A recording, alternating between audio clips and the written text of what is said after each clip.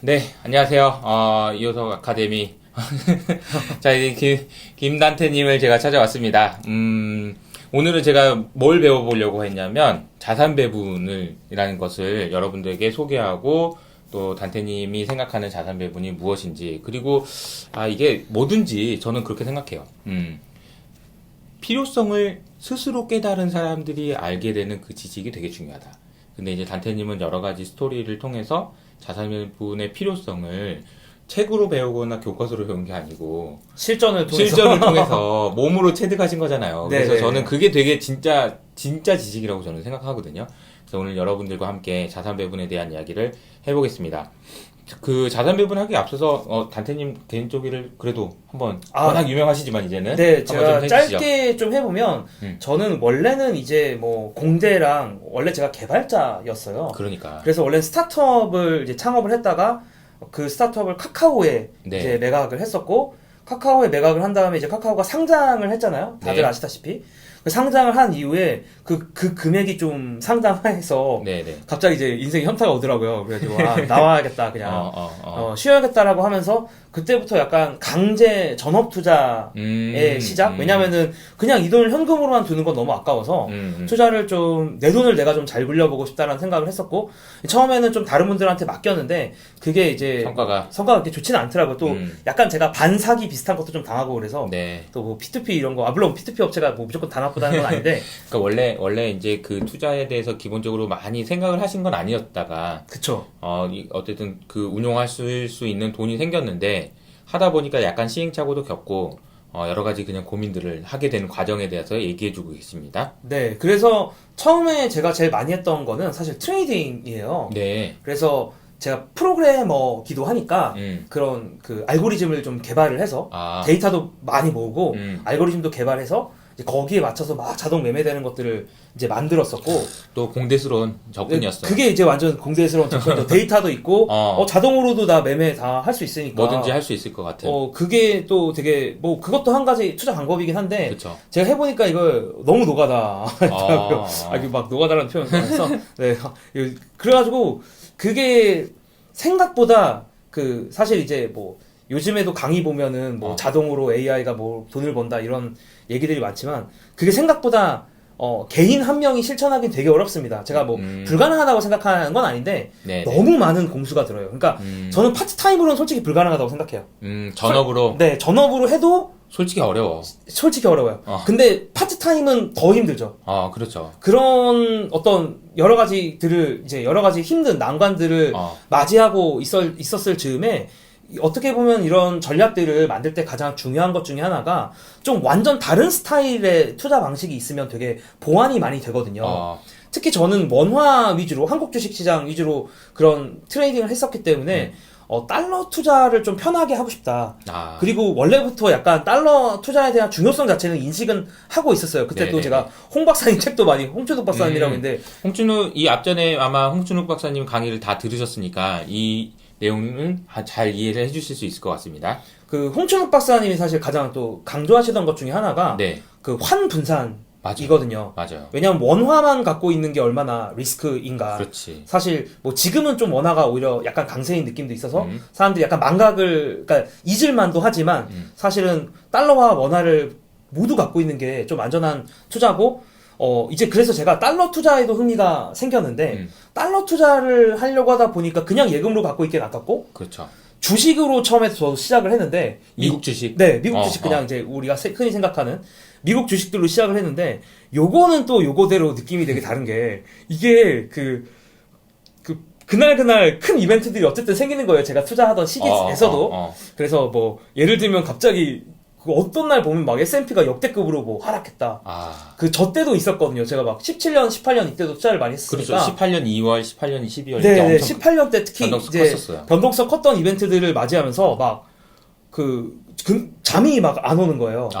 제가 주식 위주로 많이 넣고 물론 저는 그때도 인덱스를 많이 좋아해서 그러니까 SPY 같은 있었지만. 네, 인덱스도 있었고 그 외에 개별 종목들도 있었는데 되게 그런 뭐랄까 자꾸 금액들이 흔들리면 어떤 느낌이 전 드냐면 신이 나의 컨빅션을 시험하는 듯한 느낌을 받을 때가 되게 많아요.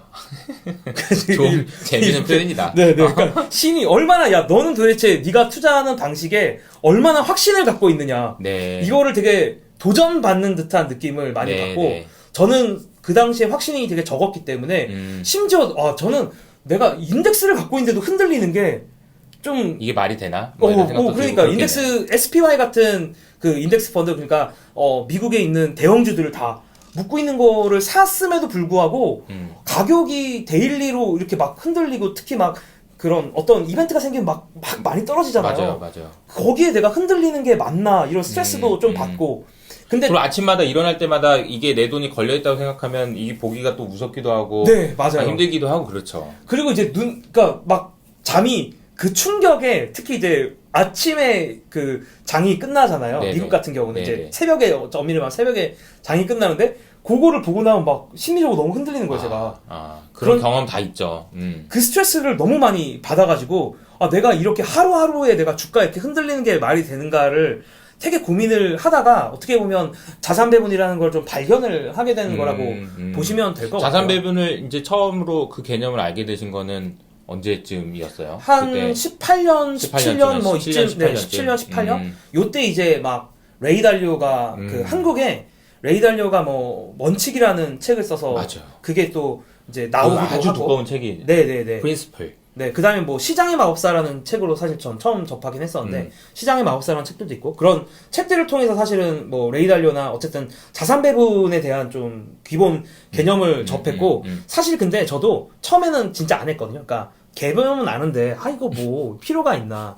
그게 약간 좀 뭔가 지루해 보여 일단. 지루하죠. 지루하고 네. 뭔가 우리가 이왕 투자를 했으면 뭔가 큰 거 한 방 뭐 이런 거를 네. 생각하시는 분이 기본적으로 많은데 자산 배분 이러면은 뭔가 이게 뭐 내가 굳이 막 이런 느낌 그리고 맞아요. 좀 지루한 느낌이 있긴 있어요. 어쩔 수 없이. 네, 그런 느낌은 좀 어쩔 수 없이 있는 것 같습니다. 음. 그래서 뭐 제가 그래서 레이 달리오에 좀 관심을 많이 갖게 됐고 그 아까도 말씀드렸지만 그런 가격의 그 등락에 대해서 되게 많이 스트레스를 받았기 때문에 네네. 좀 그런 거에 어떻게 하면 편할 수 있을까라는 네. 생각을 하면서 본격적으로 그 어떻게 보면 처음엔 사람에 좀 집중을 했어요. 레이 달리오가 무슨 얘기를 했고 예전에 무슨 페이퍼를 썼고 무슨 그 리포트를 썼고 과거에. 근데 배우기 시작할 때 제일 중요한 거는 그런 것 같아. 누가 제일 잘하는지 한번 찾아보자. 그래서 맞아요. 그 사람이 뭐 했는지 알아보는 거 되게 좋은 접근 방법이었던 것 같아.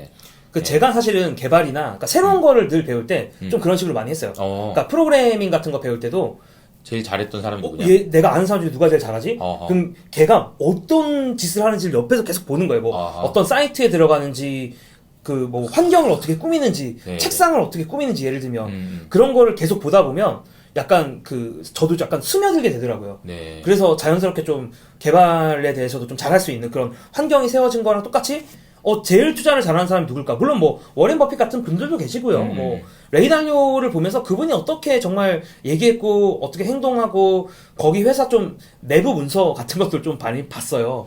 레이 달리오는 저도 굉장히 존경하는 분이고 참고로 저도 레이 달리오에 관한 뭔가 일화 같은 게 있는데 그러니까 2013년에 저는 레이 달리오의 이코노믹 머신이라는 걸 보고 완전히 매료돼서 그거를 제가 막 분석하고 번역하고 해가지고 주변 분들한테 다 나눠주고 그런 적이 있었어요. 그리고 제가 알기로 제가 KIC라는 게 우리 우리 국부를 운영하시는 곳이 있어요.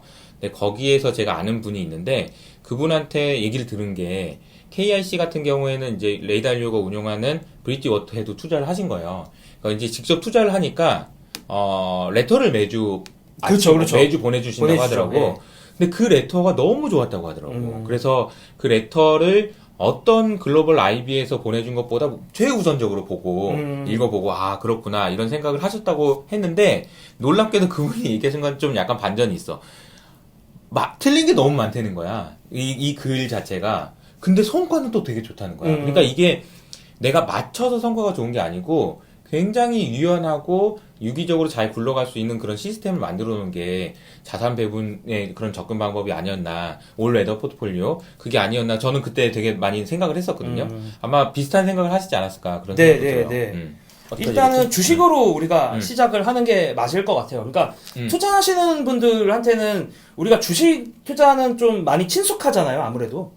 뭐 투자를 한다 그러면 제일 먼저 뭐 해야 돼 그러면 주식 먼저 생각하는 경우가 많죠. 네. 그래서 주식으로 일단은 많이들 입문도 하시고 주식으로 많이들 시작을 하시는데 주식을 갖고 있을 때 근본적인 문제점은 바로 언제나 찾아오는 베어 마켓인 것 같아요.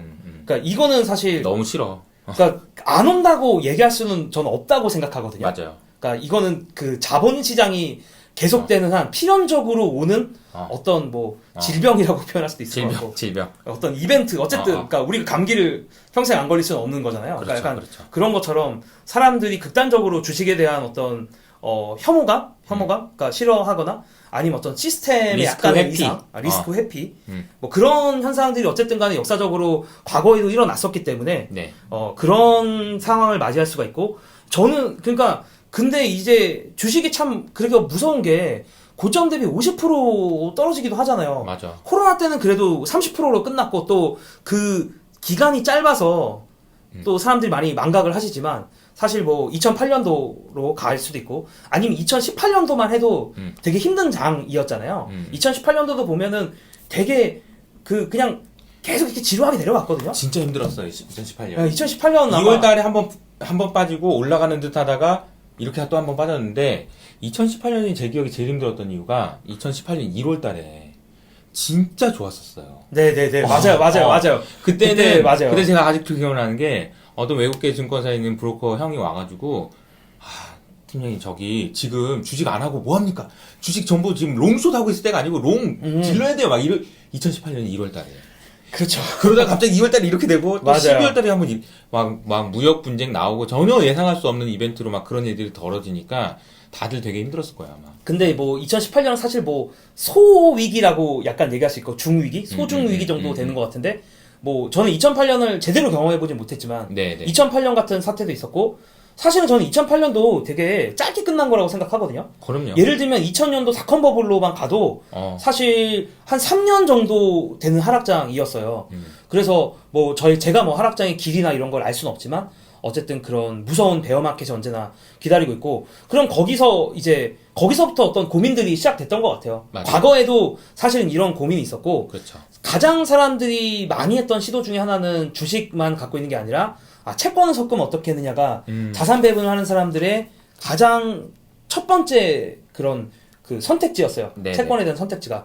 그래서 사실은 현명한 투자자라는 책에도 보면 거기서도 주식과 채권을 섞어서 투자라고 나오거든요. 네네. 심지어. 그러니까 벤자민 그레이엄이 썼던 책이니까 뭐 몇십 년 전인가요? 한 80년 전, 뭐 70년 전, 1920년, 30년 뭐 그런 시절이잖아요. 그래서 그런 옛날 책에서부터도 이미 주식과 채권을 섞는 게 좋다라는 생각으로 하기 시작했고 물론 이제 채권에 대해서는 요즘 말이 많습니다. 맞아요. 채권을 과연 섞어야 되느냐. 특히 그 일반 채권까지 그러니까 그 뭐 물가 연동채는 뭐 그렇다 쳐도 그 특히 노미널 본드라고 하죠. 그 명목 채권을 그러니까 그냥 일반적인 채권을 섞어야 되느냐에 네네. 대해서는 의문들이 많은데 뭐 사실은 만약에 이걸 또 이야기하면 또 1시간 이야기를 해야 돼요. 그래서 채권은 따로 제가 뭐 또 한번 모실 거예요. 네, 아마. 그래서 그건데 그 채권을 과연 섞어야 되냐 뭐 이런 얘기는 충분히 자산 배분하는 데 있을 수 있죠. 네. 저는 의문이 있을 수 있다고 당연히 생각하고 맞아요. 사실 레이 달리오도 명목 채권을 지금 안 하겠다라고 선언을 한 상태긴 해요.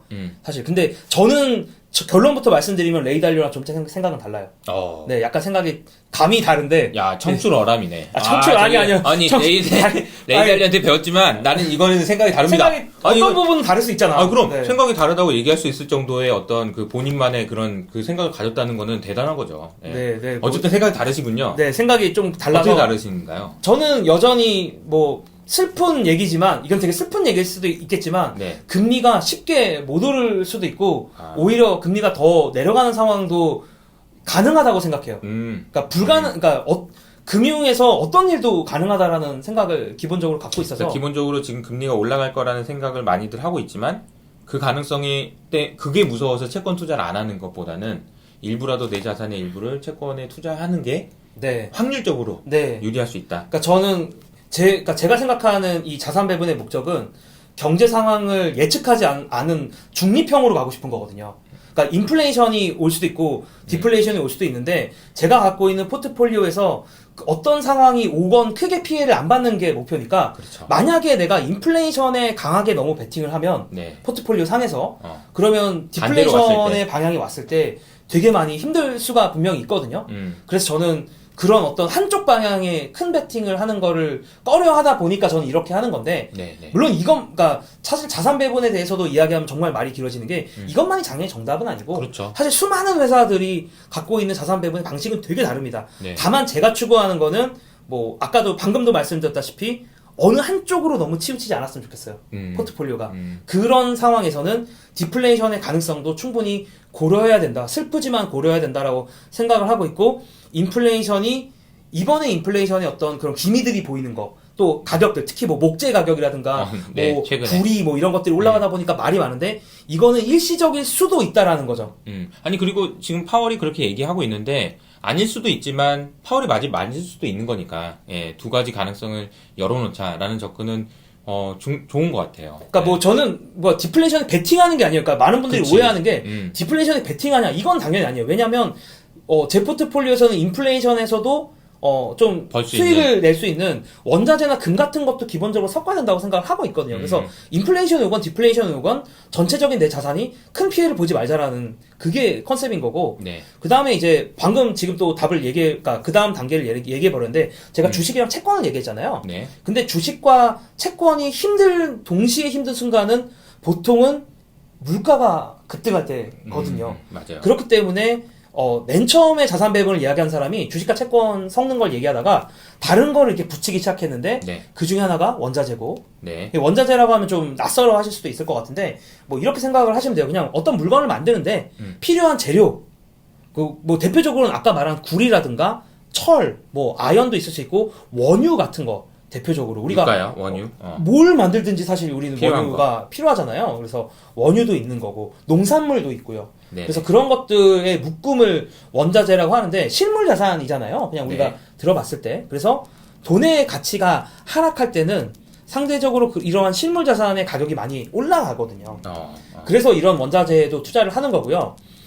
이러한 일반적인 원자재들과 약간 성격이 다른 게 금이에요. 그러니까 그쵸. 원자재 내에서도. 네, 원자재 내에서도 금은 좀 독특해요. 왜냐하면 일반적인 원자재는 실물 경기가 좋아질 때 같이 가거든요. 그렇죠. 예를 들면 내가 공장을 증설을 하고, 아니면 뭐 철을 더 많이 만들어, 아니면 뭐 제품을 더 많이 만들거나 하면은 지금 원자재에서 얘기했던 뭐 원유도 많이 필요할 거고 구리도 많이 필요할 거란 말이죠. 그런데 물가가 오르는데 실물 경제가 좋아서 오르는 게 아니고 뭐 이제 이제 70년대 같은 어떤 다른 이유 때문에 물가가 상승하게 되면 실물 경제가 안 좋지만 물가가 올라가는 상황이 생길 수 있는데, 그러면 사람들이 약간 겁을 많이 먹고 시스템에 대한 겁을 먹으면서 물론 원자재가 또 나쁘지 않지만 그때 좀 찾는 게, 사람들이 세상이 무서워질 때 찾는 게 금이잖아요. 그래서 금을 좀 많이 찾는 그런 경향이 있고요. 잠깐 정리를 제가 좀 드리면, 좀 말씀해 주신 거는 주식과 채권을 섞어야 되냐는 논란이 있지만, 단테님 생각에는 그래도 섞는 게 좀 필요할 것 같다. 왜냐하면 인플레냐 디플레냐의 논란이 있는 상황이지만 어떤 게 올지 모르니까 우리는 어딘가에 베팅을 한다라기보다는 우리의 자산을 계속 지킨다는 관점에서는 섞는 게 좋을 것 같다라는 말씀을 해주셨고, 그리고 이제 둘 다 안 좋아지는 경우는 어떻게 하냐. 그게 이제 대체적으로는 인플레이션이 오는 경우인 것 같던데, 인플레이션이 올 때는 원자재가 좋다. 그러나 원자재 안에서도 세부적으로 보면 금은 좀 다른 성격을 갖는다. 여기까지 설명을 해주셨습니다. 네, 그렇습니다. 그래서 기본적으로 지금 딱 말씀드린 이 자산들을 섞는 게 기본적으로 제가 생각하는 자산 배분의 뭐 시작점이라고 보시면 될 것 같아요. 네네네. 근데 이제 뭐 어쨌든 이게 또 하나하나 어쨌든 많이 좀 보셨으면 좋겠는 게, 하나하나 자산에 대해서 상당히 논란이 있기는 해요. 맞아요. 예를 들면 원자재가 보통 이제 ETF로 보통 다 지금 말한 자산들을 투자를 하는데, 원자재 ETF 같은 경우는 사실 선물 가격을 따라가게 되어 있거든요. 네. 그러니까 원자재 정말 현물을 사가지고, 그러니까 진짜 구리를 사거나 뭐 진짜 금을 사거나 어디 공장에 처박아 둬가지고 갖고 있는 게 아니고 선물이라고 해서 이제 금융시장에서 거래가 되는 가격을 따라가다 보니까 이게 과연 가격 추정을 제대로 할 수 있느냐에 대한 좀 의문도 있고요. 파생 상품이라고 하고, 네. 그죠? 그리고 이제 그 파생 상품은 금을 따라가기는 하나, 이게 평생 따라갈 수는 없으니까, 보통은 한 3개월만 따라가라고 하다가, 그 다음에 따라갈 걸로 옮겨가는 과정에서 비용이 좀 많이 들어요. 그렇죠. 네. 그래서 그런 비용 때문에 이제 이거에 대해서 부정적으로 보시는 분들도 있다라는 그렇죠. 거. 그리고 이걸 콘텐고라고도 하는데 최근 20년 동안은 콘텐고가 되게 앞섰던 시기고 사실 근데 또 그전 20년을 보니까 뭐 또 그렇지만 않았기도 하더라고요. 그래서 이거에 대해서도 사실 생각보다 논란이 많아요. 맞아요. 근데 저는 기본적으로는 그래도 다른 자산을 갖고 있는 게 좀 더 심리적으로도 편하다고 생각을 하기 때문에 저는 뭐 특히나 제가 어떤 한 자산을 이렇게 뭐 그게 뭐 예를 들면 목재야 아니면은 뭐 구리야 이렇게 하나에 몰빵하는 건 아니기 때문에 여러 자산의 관점으로 봤을 때는 그냥 동시에 다 원자재도 가지고 가는 게 맞다라고 보고 있어요. 네. 기본적으로. 제가 이 단테님 영상 다음에 제가 따로 이제 제가 콘텐고와 백워데이션 요거는 영상을 만들어서 또 여러분들에게 설명을 드리도록 하겠습니다. 네. 좋은 채널입니다. 네, 정말. 네. 이게, 공부하는 채널. 우리 네, 채널은 공부하는 채널입니다. 이게 정말 A부터 Z까지 알려준다라는 게 꼭 촬영이라서 같이 촬영하니까 제가 얘기하는 거라기보다는 그런 부분은 정말 존경스러워요. 그런 부분이 정말 존경스러워요.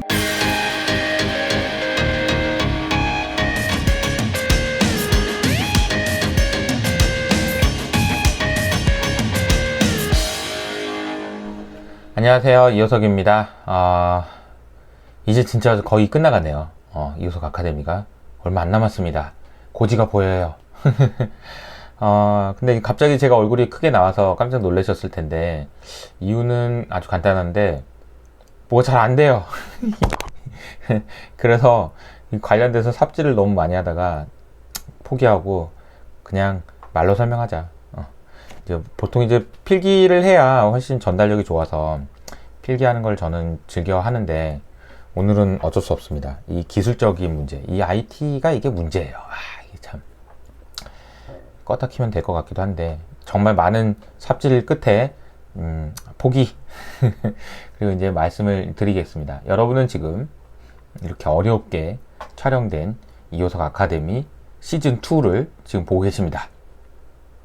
아무튼 오늘은 자산 배분에 대한 이야기가 나왔습니다. 자, 이게 지금 우리가 이호석 아카데미 시즌2를 통해서 제가 이제 계속해서 강조해서 말씀드리는 그 흐름은 처음에 이제 환율, 뭐 연준, 그리고 이제 오종태 이사님의 뭐 세상에 대한 강의, 복잡계, 이런 얘기고 나왔고, 중간에, 염승환 부장님도 주식의 속성에 대한 이야기 해주셨고요. 그리고 이제 이번 주에, 돈투님의 해외 주식에 대한 설명도 너무 좋았죠. 그리고 이제 데이터가 중요한 이유에 대해서 오늘 아침에도 제가 이제 영상을 만들어서 말씀을 드렸고 또 데이터가 중요한 이유에 대해서 이제 다음 주에도 또 돈투님께서 한 번 더 말씀을 해주시는 영상이 또 올라갈 겁니다. 그래서 저는 이런 내용들을 쭉 흘러다 보면 이제 투자라는 것을 어떻게 해야 되는지까지 이제 이어지게 되고 여러분들이 많은 고민을 하시게 될 텐데 오늘은 또 완전 또 새로운 주제예요. 자산 배분. 자산 배분이라는 것을 왜 해야 되고 갑자기 뭐 주식 얘기만 하는 줄 알았더니 너는 무슨 얘기를 하는 거냐 이렇게 생각하실 수도 있고요. 자산 배분은 또 뭐냐 이렇게 생각하실 수가 있는데 사실 이제 자산 배분을 일단 왜 해야 되는지를 생각을 해보면 우선은 이렇게 생각을 하시는 게 맞는 것 같아요. 돈이 많으신 분들 특히 이제 그리고 또 연세가 좀 있으신 분들 그래서 이제 수입은 없는데 지출은 많으셔서 이 돈을 잘 지켜야 되는 분들이 있잖아요. 그런 분들일수록 자산 배분에 관심을 많이 가지시는 것 같아요. 그 이유는 뭐냐면 내가 항상 투자라는 것은 내가 뭔가를 산다라고 생각을 하시잖아요. 물론 뭔가를 사는 게 맞죠. 그런데 반대로 얘기하면 내가 그 저장 공간에 이 돈을 저장해 놓는 거다라고 생각할 수도 있다라고 계속 강조해서 말씀드리잖아요. 그러니까 채권을 사는 것은 채권이라는 저장 공간에다가 돈을 저장해 놓는 거다. 이렇게 말씀드릴 수 있다라는 거죠. 그러면 돈이 많은 분들 입장에서는 채권에다만 돈을 넣었을 때 생길 수 있는 문제, 인플레이션은 오면 어떡하지? 등등. 경제가 너무 좋아져서 금리가 올라가면 내 가격이 빠진다 어떡하지? 등등. 그렇다고 주식에다가만 놓자니 내가 이렇게 많은 돈을 주식에 넣으니까 이렇게 너무 변동성이 커가지고 밤에 잠도 못 자겠고 안 되겠다 이럴 수 있다라는 거죠. 그렇다고 뭐 유가에만 투자할 겁니까? 등등 어디다가 저장을 해놓는지에 따라서 나의 심리 상태나 아니면 여러 가지 영향을 많이 주다 보니까 부자일수록 그리고 돈을 저장을 잘 해놔야 되겠다는 생각을 하는 사람일수록 더 많은 그런 고민들을 하시는 것 같아요. 그래서 자산 배분을 하시는 분들을 보면은 돈 많으신 분들 그리고 이제 돈을 지켜야 되는 분들 그런 분들이 자산 배분에 관심을 많이 가지시는 것 같습니다. 그래서 단테님께서 계속 얘기하시는 것도 뭔가 자산 간의 상관관계 이런 얘기를 많이 하는데 이 상관관계가 중요한 이유는 뭐냐면요. 주식만 들고 있었을 때 생길 수 있는 리스크는 뭘까요? 주가가 너무 많이 변동성이 커지니까 주가가 올라갈 땐 기분이 너무 좋죠. 근데 빠질 때는 기분이 너무 안 좋죠. 이런 것들을 상쇄시켜 줄 수 있는, 즉 다시 말하면 주가가 올라갈 때는 그냥 덜 올르더라도 주가가 빠질 때 올라주는 자산이 뭔가 있다면 이게 서로 쿵창쿵창 뭐 섞어서 뭐 이렇게 하다가 보면 결과적으로는 이게 이렇게 각자는 뭔가 막 이렇게 되지만 이걸 합쳐놓은 어떤 그 결과물 자체는 굉장히 안정적으로 우상향하는 그런 그림을 그릴 수 있지 않겠냐. 결국 이제 투자에서 승리하기 위해서는, 성공하기 위해서는 오래 버티는 게 장땡이에요. 오래 안 파는 게 이기는 거예요. 뭘요? 좋은 거를. 안 좋은 걸 오래 안 파는 게 아니고, 그래서 손절매 못하고 끙끙대고 이런 개념이 아니고요. 좋은 건데 계속 가져가는 거. 좋은 건데 계속 가져가는 게 어렵습니다. 좋은데 그걸 가져가는 게 왜 어렵죠? 이익은요. 이익이 나면 팔아야 되지 않을까? 2배나 올랐는데 곧 급락하지 않을까? 그런 생각 때문에 오래 들고 가는 게 어렵습니다. 근데 이제 손실은 계속 관리를 하지만 이런 부분들도 있고, 그래서 주식을 그러니까 어떤 자산을 계속 끌고 가는 것이 굉장히 어려운 이유는 변동성 때문에 사람의 마음이 너무 흔들린다. 그러면 결국 내가 저장해 놓은 곳, 즉 주식 얼마, 채권 얼마, 원자재 얼마 이런 식으로 해서 저장을 딱 해놓으면 내가 마음이 흔들리지 않게 하기 위한 장치다, 이렇게 생각을 하실 수가 있다는 거죠. 그러니까 단테님께서 오늘도 계속해서 강조해서 말씀하셨던 것처럼 내가 어떤 상황에서도 내 자산을 지키기 위해서는 내가 어떤 한쪽, 예를 들어서 저는 이제 인플레이션이 당장 오는 게 아니고 시간이 많이 걸려요 라고 얘기를 하고 있지만 그렇지 않을 수도 있는 거잖아요. 올 수도 있는 거잖아요. 근데 오든 안 오든 내 자산을 지키기 위해서는 어떻게 해야 되냐? 그러면 인플레이션이 왔을 때 좋을 수 있는 그런 자산도 많이 사놓고 이것도 비중도 해놓고 비중 조절을 이렇게 하면서 어떤 상황에서도 잘 대처할 수 있도록 그렇게 만든다라는 개념 자체가 자산 배분입니다. 근데 좀 어렵다. 자산 배분을 내가 지금 뭐 주식도 잘 모르겠는데 자산 배분을 언제 하고 있냐 라고 생각하시는 분들이 계시겠죠. 하지만 여러분은 이미 자산 배분을 하고 계십니다. 이것도 뭔 소리야? 나는 자산 배분 오늘 처음 들었어. 이렇게 생각하시는 분도 있겠지만 이미 자산 배분을 하고 계세요. 그리고 그 자산 배분을 어떻게 하느냐에 따라서 여러분들이 투자 성과가 달라진다는 사실도 아셔야 됩니다. 이 얘기는 또 무슨 얘기냐면요. 여러분들이 가지고 있는 자산이 예를 들어서 기분 좋게 10억이라고 칩시다. 현실적으로 1억이라고 합시다. 1억. 너무 기분이 좋긴 하지만 현실적인 얘기를 해야 되니까 1억이라고 하면 1억이라는 돈 중에 이제 여러분들이 뭐 뭣도 사고 막 이랬을 거 아닙니까? 예금은 얼마 있고 현금은 얼마 있고 주식은 얼마 있고, 주식은 이제 처음 산 거예요. 100만원, 200만원 샀다가 이제 몇천만원씩 이제 가지고 계신 거예요. 1000만원, 2000만원씩 주식을 가지고 계신 거예요. 그럼 1000만원, 2000만원이 여러분이 가지고 있는 자산의 몇 %입니까? 그 질문이 자산 배분인 거예요. 여러분은 주식을 내가 가지고 있는 투자할 수 있는 총 자산은 예를 들어서 1억이야. 근데 2천만원을 주식에 투자했어. 그럼 자산 배분을 주식에다 20%를 해놓으시는 거죠. 나머지는 현금이다. 그러면 현금이라는 안정한 자산에다가 80%를 자산을 넣어놓은 겁니다. 그럼 이 80%를 어떻게 비율을 정할 거냐? 채권을 얼마 할 거냐? 채권은 잘 모르겠는데 채권은 어떻게 사? 라고 생각을 하시면 채권 살 필요 없이 미국에 상장되어 있는 ETF를 사셔도 된다고 했잖아요. 채권형 ETF를 사셔도 되는 거고, 그리고 주식 말고도 이제 다양한 상품들을 사실 수가 있는 거잖아요. 그래서 자산 배분이라는 개념을 이미 여러분은 하고 계신다. 라는 것을 좀 아셨으면 좋겠고, 앞으로도 계속 여러분이 자산 배분을 하실 수밖에 없습니다. 그래서 그 비중 조절, 그러니까 주식의 비중을 어떻게 늘리고 줄이고 이 국면별로 어떻게 해야 되는지 이런 고민들을 하셔야 되는데, 제가 드리는 조언은, 제일 좋은 방법은요, 가급적이면 많이 하지 마세요 라는 걸 말씀을 드립니다. 여러분이 생각하는 그런 어떤 비중이 있을 겁니까? 아닙니까? 예를 들어서 나는 내 자산이 1억이면 내가 투자할 수 있는 돈이 1억이야. 그러면 내가 감내할 수 있는 주식의 수준은 30%인 것 같아. 그러니까 나머지 30은 뭐 커머더티에다 투자하고 나머지 40은 채권에다 투자할게 라고 얘기를 짜놓으면, 그 짜놓은 상황에서 그냥 유지를 하시는 게, 한번 가보시는 게, 30%로 했는데 이게 주가가 올라가지고 이거 40% 할 걸 아깝다 이렇게 생각하시면서 이제 주식을 늘린다거나 그렇게 하지 마시고, 그냥 이대로 그냥 계획대로 처음에 한번 생각을 해보시고 계획대로, 그거는 어떤 비중이 맞는지에 대해서는 여러분이 생각보다 나이에 따라서 상황에 따라서 정말 다를 수 있다는 점 이해를 좀 해주시면 좋을 것 같습니다. 그리고 또 하나 이제 말씀드리고 싶은 거는 현금 비중에 대한 부분인데요. 많은 부분들이 주식 투자하실 때 현금 비중을 얼마나 가져가야 됩니까? 뭐 이런 말씀을 많이 하시면서 얘기해 주시는 게, 이제 저도 강조해서 말씀드리는 게 뭐냐면요. 젊은 분들 있잖아요. 젊은 분들. 즉, 그래서 이분들은 올해 한 해 뭐 돈을 얼마를 벌어서, 뭐 예를 들어서 1,000만 원을 벌어서 1,000만 원 중에서 뭐 500만 원을 쓰고 500만 원씩은 매년 주식을 투자할 수 있다. 매년 투자할 수 있는 주식이 500만 원이다. 아니면 1,000만 원이다. 라고 했을 때, 그 500만 원이나 1,000만 원이 내년에도 이어지고 내후년에도 이어지고 계속 이어질 거잖아요. 그럼 그 이어질 수 있는 현금은 전부 다 현금 비중입니다.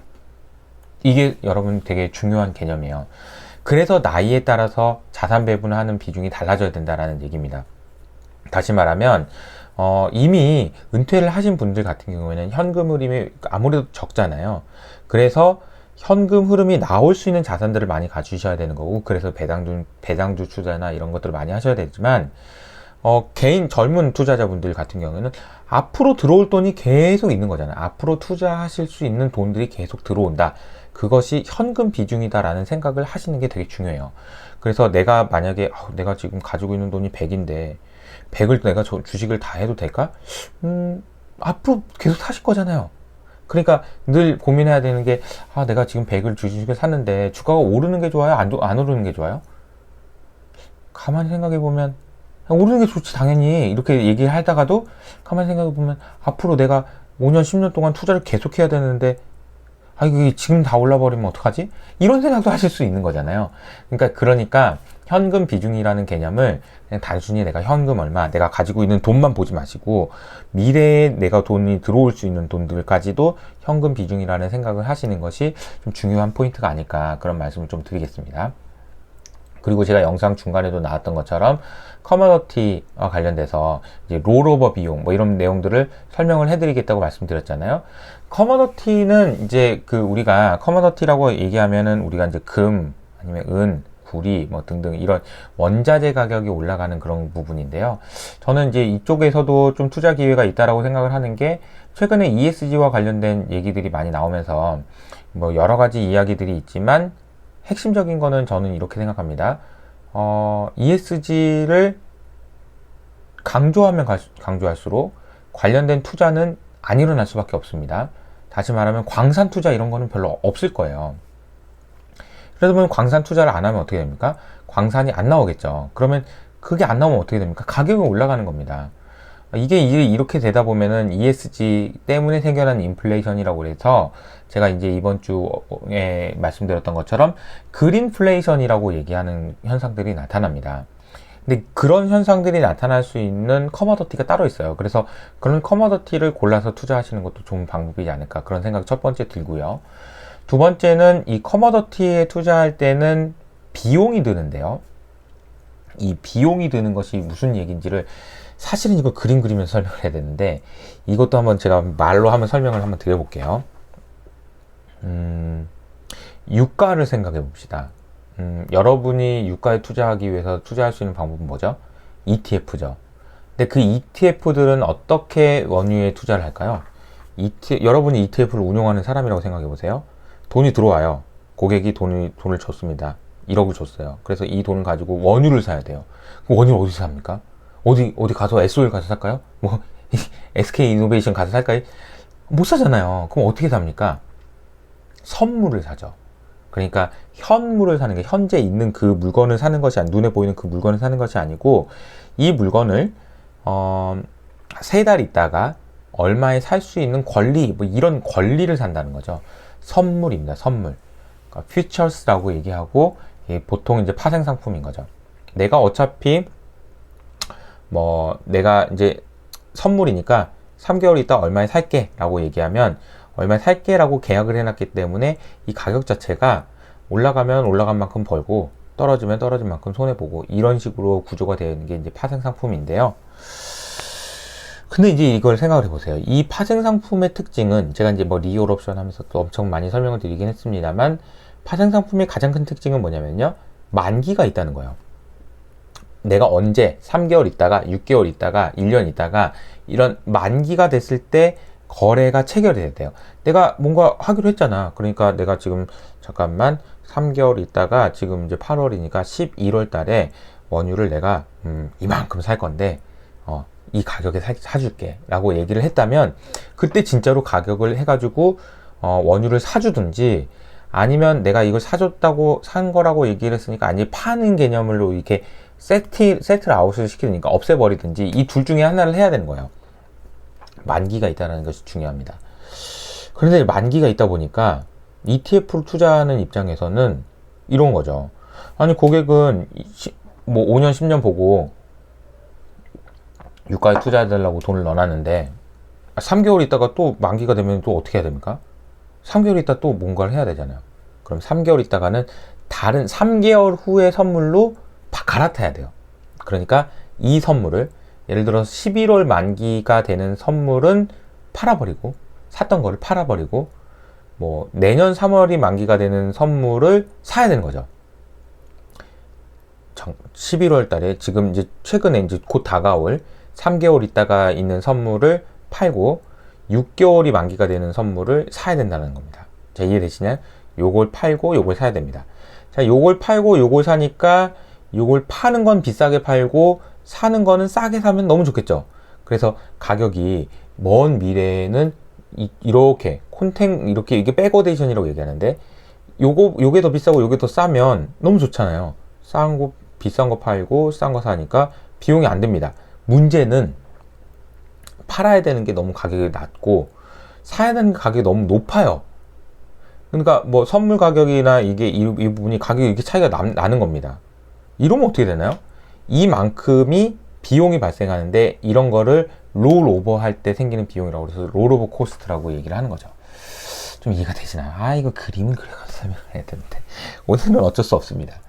근데 이제 이 얘기가 언제 한번 이슈가 됐냐면요, 작년 4월 달에 이슈가 됐어요. 왜 이슈가 됐냐면요, 유가가 마이너스 갈 때 어떤 일이 생겼냐면, 그 선물 만기가 된 거예요. 선물 옵션 만기가 된 거예요. 그래서 ETF 투자하는, 원유 ETF에 투자하는 회사들이, 이거 이제 지금 발등에 불이 떨어진 거예요. 왜요? 이거 지금 이 선물을 갖다 팔아야 되는데, 유가가 급락하고 있는 겁니다, 지금.